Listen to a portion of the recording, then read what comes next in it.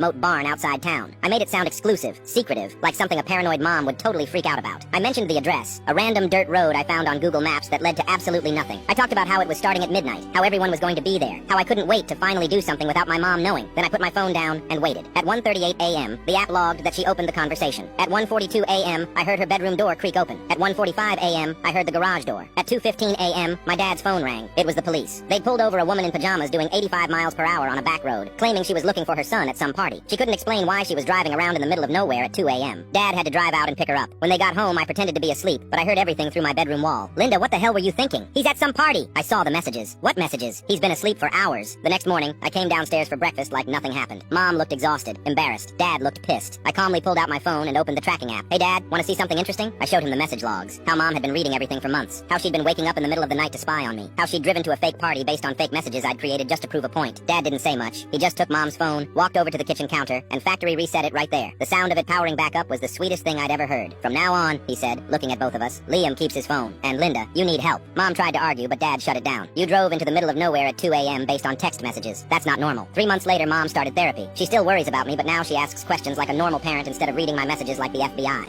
Then I started a long conversation with Daniel about this epic party happening at some remote barn outside town. I made it sound exclusive, secretive, like something a paranoid mom would totally freak out about.